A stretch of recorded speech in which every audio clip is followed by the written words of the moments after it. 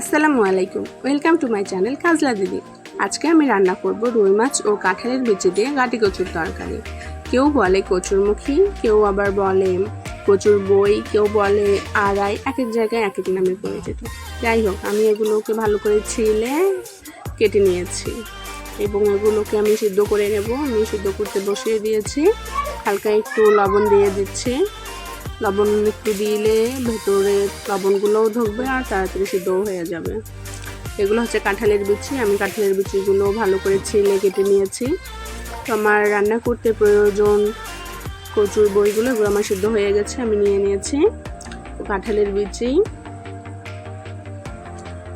পেঁয়াজ কুচি, এখানে কিছু উপকরণ আছে, কাঁচামরিচ কুচি, রসুন বাটা, আদা বাটা, জিরে গুঁড়ো, ধনে গুঁড়ো, মরিচ গুঁড়ো, পাঁচফোড়ন গুঁড়ো, এগুলো হচ্ছে লবণ আর পরিমাণ মতো হলুদ। আমি মাছগুলো ভেজে নিয়েছি। কড়াইয়ে আমি তেল গরম করে নিচ্ছি এবং তেলটা হালকা গরম হয়ে গেলে পেঁয়াজ কুচিগুলো দিয়ে দিচ্ছি। পেঁয়াজগুলো কিছুক্ষণ ভেজে নেব, একটু ব্রাউন কালার আসলে ওগুলো হয়ে যাবে। কিছুক্ষণ নেড়ে চেড়ে ভেজে নেব।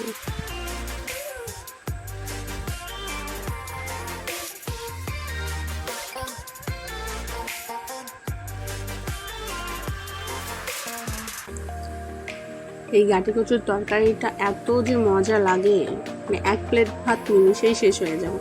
তো আমি আমার উপকরণগুলো দিয়ে দিচ্ছি, যা যা মশলা প্রয়োজন সবগুলো পরিমাণ মতো আমি দিয়ে দিয়েছি। এগুলো কিছুক্ষণ নেড়ে চেড়ে নিচ্ছি, একটু পানি দিয়ে দিচ্ছি। একটু পানি দিয়ে মশলাগুলো ভালো করে কষিয়ে নেব।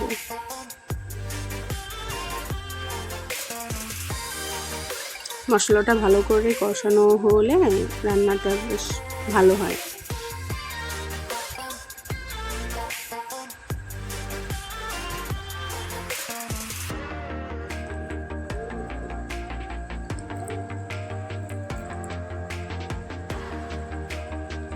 মশলাগুলো কষানো হয়ে গেছে, আমি এখন কাঁঠালের বিচিগুলো অ্যাড করে দিচ্ছি। কাঁঠালের বিচিগুলো ভালো করে কষিয়ে নেব এবং এর মধ্যেই কাঁঠালের বিচিগুলো সিদ্ধ হয়ে যাবে।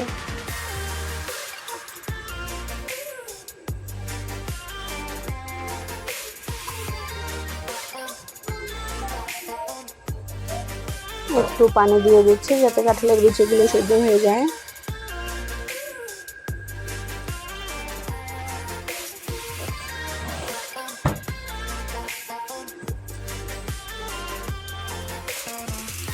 ঢাকনা দিয়ে ঢেকে দেব, কাঁঠালের বিচিগুলো সিদ্ধ হয়ে যাবে।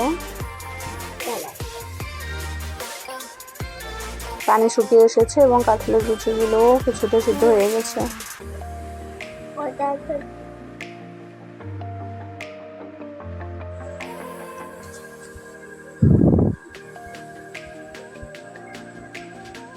এবার আমি ভেজে রাখা মাছগুলো অ্যাড করে দিচ্ছি। মাছগুলো কষিয়ে নেব কিছুক্ষণ।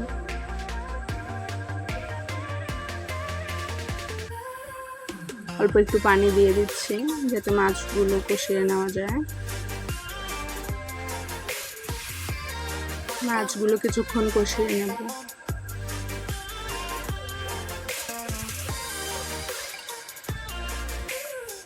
ঢাকনা দিয়ে ঢেকে দেব।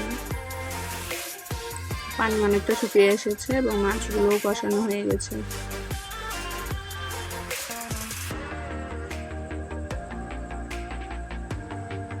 রান্নায় ভালো করে কষানোটা ইম্পর্টেন্ট, কারণ ভালো করে কষানো হয়ে গেলে তো রান্নাটা বেশি ভালো হয়।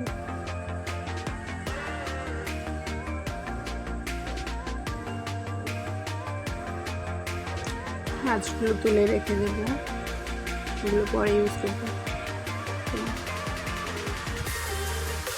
গাটি কচুগুলো দিয়ে দিলাম, এগুলো কিছুক্ষণ কষিয়ে নিচ্ছি।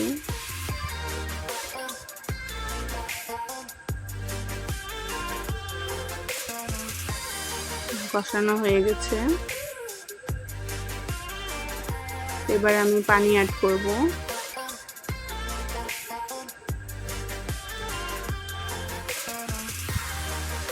এবার মাছগুলো দিয়ে দিচ্ছি। যে যেমন ঝোল খেতে পছন্দ করে সেই অনুযায়ী পানি দিলে হবে।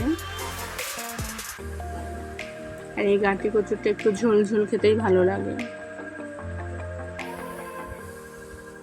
আমার রান্না শেষ হয়ে গেছে। আমার গাটি কচুর তরকারি রুই মাছ ও কাঁঠালের বিচি দিয়ে। দেখেন কতটা মজাদার লাগছে।